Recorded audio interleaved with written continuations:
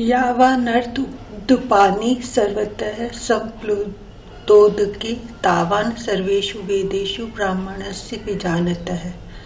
सब ओर से परिपूर्ण जलाशय के प्राप्त हो जाने पर छोटे जलाशय में मनुष्य का जितना प्रयोजन रहता है, ब्रह्म को तत्व से जानने वाले ब्राह्मण का समस्त वेदों में उतना ही प्रयोजन रह जाता है।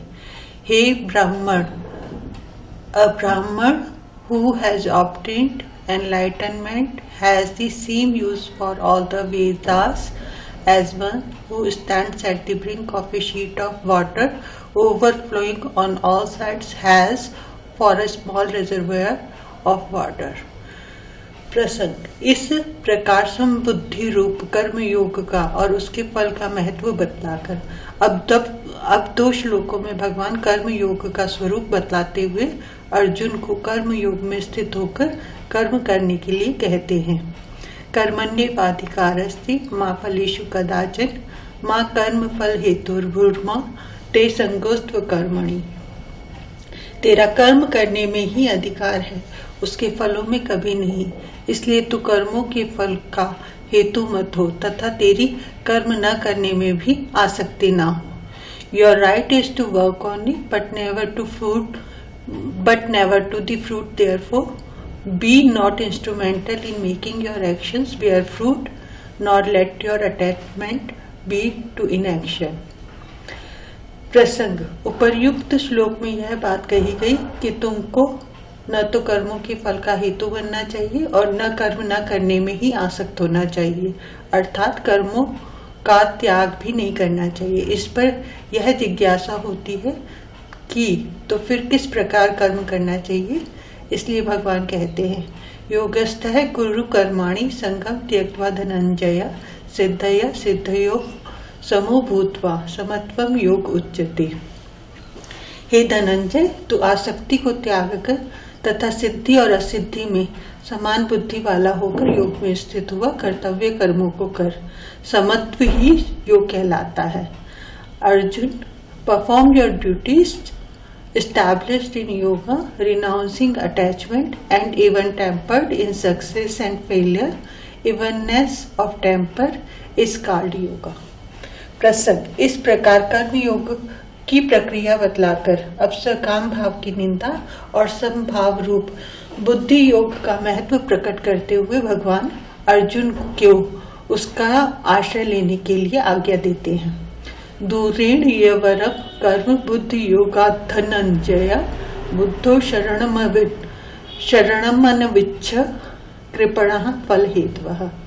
इस समत्व रूप बुद्धि योग से सकाम कर्म अत्यंत ही निम्न श्रेणी का है, इसलिए हे धनंजय, तो समबुद्धि में ही रक्षा का उपाय ढूंढ, अर्थात बुद्धि योग का ही आश्रय ग्रहण कर, क्योंकि फल के हेतु बनने वाले अत्यंत दीन है। Action with a selfish motive is far inferior to this yoga in the form of equanimity. Do you seek refuge in this equipoise of mind, Arjun? For poor and rest are those who are instrumental in making their actions bear fruit. प्रसंग। इस प्रकार अर्जुन को सत्य का आश्रय लेने की आज्ञा देकर अब 2 श्लोकों में उस समता रूपी बुद्धि से युक्त महापुरुषों की प्रशंसा करते हुए भगवान अर्जुन को कर्म योग का अनुष्ठान करने की पुनः आज्ञा देकर उसका फल बतलाते हैं। बुद्धि युक्तो जहातीह उभे सुकृत दुष्कृते तस्माद्योग्याय युज्यस्व योगः कर्मसु कौशलम। समबुद्धि युक्त पुरुष पुण्य और पाप दोनों को इसी लोक में त्याग देता है, अर्थात उनसे मुक्त हो जाता है। इससे तू समत्व रूप योग में लग जा। यह समत्व रूप योग ही कर्मों में कुशलता है, अर्थात कर्म बंधन से छूटने का उपाय है। Endowed with equanimity, one shades in this life both good and evil. Therefore, strive for the practice of this yoga of equanimity. Skill in action lies in the practice of this yoga. कर्मजं बुद्धि युक्ता ही फलम त्यक्त्वा मनीषिणः जन्म बंध विनुर्मुक्ता पदम गच्छन्ते नामयम्। क्योंकि समबुद्धि से युक्त ज्ञानी जन कर्मों से उत्पन्न होने वाले फल को त्याग कर जन्म रूप बंधन से मुक्त हो निर्विकार पद परम पद को प्राप्त हो जाते हैं। For wise men possessing an equipoised mind, renouncing the fruit of actions and freed from the shackles of birth, attain the blissful supreme state. प्रसंग, भगवान ने कर्म योग के आचरण द्वारा अनामय पद की प्राप्ति बतलाई।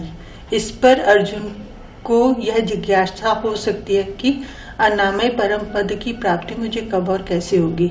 इसके लिए भगवान 2 श्लोकों में कहते हैं, यदा ते मोह कलिलम बुद्धिर्व्यतितरिष्यति तदा गंतांसि निर्वेदम श्रोतव्यस्य श्रुतस्य च।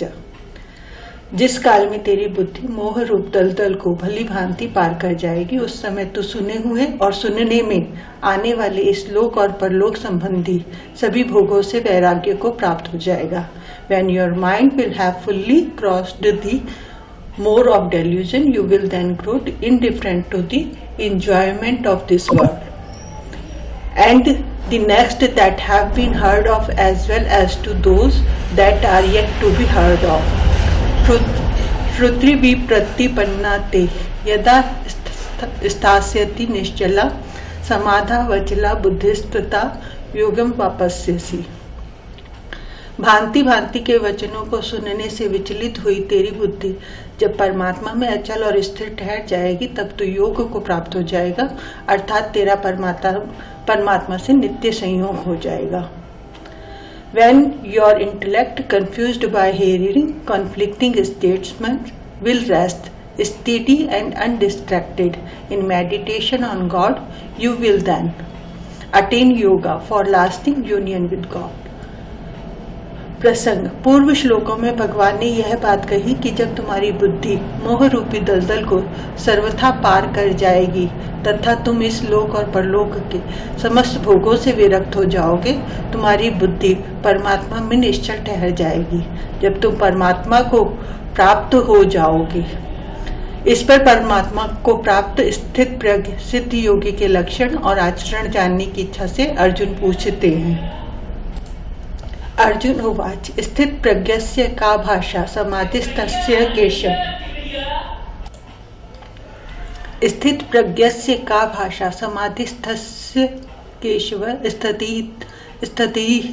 स्थितधीः किम प्रभाषेत किमासीत व्रजेत किम।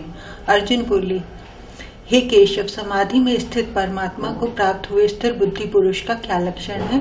वह स्थिर बुद्धि पुरुष कैसे बोलता है, कैसे बैठता है और कैसे चलता है?